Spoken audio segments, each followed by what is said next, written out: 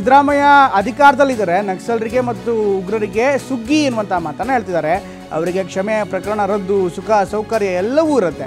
ಮಲೆನಾಡಲ್ಲಿ ಬಂದೂಕಿನ ಮೊರತ ಕೇಳಿಸಿದಂಥ ನಕ್ಸಲರಿಗೆ ಈಗ ಸಿದ್ದರಾಮಯ್ಯ ಸರ್ಕಾರ ಸುಗ್ಗಿ ಅಂತ ಆಗಿದೆ ಅನ್ನುವಂಥ ಮಾತನ್ನು ಹೇಳ್ತಾರೆ. ಸಿದ್ದರಾಮಯ್ಯನವರೇ ಬುಡಮೇಲು ಕೃತ್ಯಕ್ಕೆ ಲೈಸೆನ್ಸ್ ಕೊಡ್ತೀರಾ ಅನ್ನುವಂಥ ಮಾತನ್ನು ಈಗ ಪ್ರಶ್ನೆ ಮಾಡ್ತಿದ್ದಾರೆ.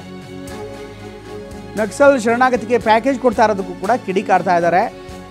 ಸುನಿಲ್ ಕುಮಾರ್, ಬಿಜೆಪಿಯ ನಾಯಕ ಸುನಿಲ್ ಕುಮಾರ್ ಅವರು ಆಕ್ರೋಶವನ್ನು ವ್ಯಕ್ತಪಡಿಸ್ತಾ ಇದ್ದಾರೆ. ಪ್ರಮುಖವಾಗಿ ಟ್ವೀಟ್ ಮಾಡೋ ಮೂಲಕ ಸುನಿಲ್ ಕುಮಾರ್ ಈಗ ಸರ್ಕಾರದ ನಡೆಯನ್ನು ಪ್ರಶ್ನೆ ಮಾಡ್ತಿದ್ದಾರೆ. ಈ ಒಂದು ರೀತಿಯನ್ನು ನೋಡ್ತಾ ಇದ್ದಾರೆ.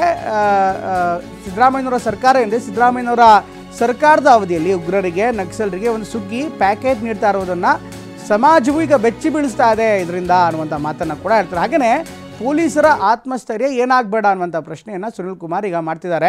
6 ಮಂದಿ ನಕ್ಸಲರಿಗೆ ರಾಜ್ಯ ಸರ್ಕಾರ ಶರಣಾಗತಿ ಪ್ಯಾಕೇಜ್ ನೀಡ್ತಾ ಇರೋದು ನಾಗರಿಕ ಸಮಾಜವನ್ನು ಬೆಚ್ಚಿ ಬೀಳಿಸಿದೆ ಅನ್ನುವಂಥ ಮಾತನ್ನು ಈಗ ಸುನಿಲ್ ಕುಮಾರ್ ಹೇಳ್ತಾ ಇದ್ದಾರೆ. ಯಾಕೆಂದರೆ ಇದೇ ವಿಚಾರಕ್ಕೆ ಸಂಬಂಧಪಡುತ್ತೆ. ಅವರು ಕೂಡ ಮಲೆನಾಡವರು, ಆ ಭಾಗದಲ್ಲಿ ಪ್ರಮುಖವಾಗಿ ಮಲೆನಾಡಿನ ಭಾಗದಲ್ಲಿ ಇನ್ಫ್ಯಾಕ್ಟ್ ಕಾರ್ಕಳದವರು. ಅದರ ಜೊತೆಗೆ ಮಲೆನಾಡಲ್ಲೂ ಕೂಡ ಸಾಕಷ್ಟು ಕೆಲಸವನ್ನು ಪಾರ್ಟಿಯ ಸಂಘಟನೆಯನ್ನು ಮಾಡಿದ್ದಾರೆ. ಇದರ ಜೊತೆಗೆ ಅವರು ಪ್ರಶ್ನೆ ಮಾಡ್ತಾರೆ.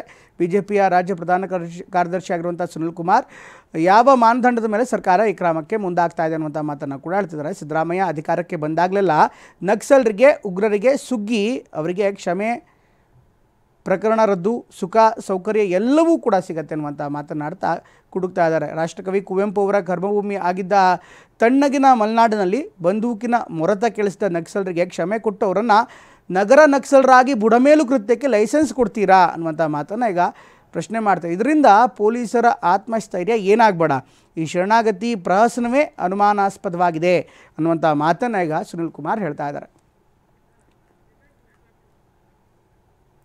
ಇದರ ಜೊತೆಗೆ ಈಗಾಗಲೇ ನಕ್ಸಲರಿಟ್ಟಿರುವಂಥ ಡಿಮ್ಯಾಂಡ್ಗಳ ಬಗ್ಗೆ ಕೂಡ ಈಗ ಚರ್ಚೆ ಆಗ್ತಾ ಇದೆ. ನಕ್ಸಲರು ಸುಮಾರು 6 ಡಿಮ್ಯಾಂಡ್ಗಳನ್ನು ಇಟ್ಟಿದ್ದಾರೆ. ಪ್ರಮುಖವಾಗಿ ವಿಕ್ರಮ್ಗೌಡ ಎನ್ಕೌಂಟರ್ ಬಗ್ಗೆ ನ್ಯಾಯಾಂಗ ತನಿಖೆ ಆಗಬೇಕು. ಜೊತೆಗೆ ಈಗಾಗಲೇ ಯಾರು ನಕ್ಸಲರು ಜೈಲಲ್ಲಿದ್ದಾರೆ ಅವ್ರ ವಿರುದ್ಧ ಕೇಸ್ಗಳು ಕೂಡ ಸಾಕಷ್ಟು ದೊಡ್ಡ ಪ್ರಮಾಣದಲ್ಲಿದೆ. ಹಾಗೆ ಅದೆಲ್ಲವನ್ನು ಕೂಡ ಶೀಘ್ರವಾಗಿ ಇತ್ಯರ್ಥ ಮಾಡಿಬಿಡಬೇಕು ಅನ್ನುವಂಥ ಮಾತನ್ನು ಕೂಡ ಹೇಳ್ತಿದ್ದಾರೆ. ಹಾಗೆ ಆದಿವಾಸಿ, ದಲಿತ, ರೈತ, ಕೂಲಿ ಕಾರ್ಮಿಕರು, ಪರಿಸರ ಸಂಬಂಧಪಟ್ಟಂಥ ಎಲ್ಲ ಸಮಸ್ಯೆಗಳ ಬಗ್ಗೆ, ಈ ಪರಿಸರ ವಿಚಾರಗಳಿರ್ಬೋದು, ಕಾರ್ಮಿಕರ ವಿಚಾರ ಇರ್ಬೋದು, ಆದಿವಾಸಿ, ದಲಿತರು, ರೈತರು ಇವರೆಲ್ಲರ ಸಮಸ್ಯೆಯನ್ನು ಸರ್ಕಾರ ಸಮಸ್ಯೆ ಬಗೆಹರಿಸೋ ನಿಟ್ಟಿನಲ್ಲಿ ಖಚಿತ ಹೆಜ್ಜೆ ಇಡಬೇಕು ಅಂತ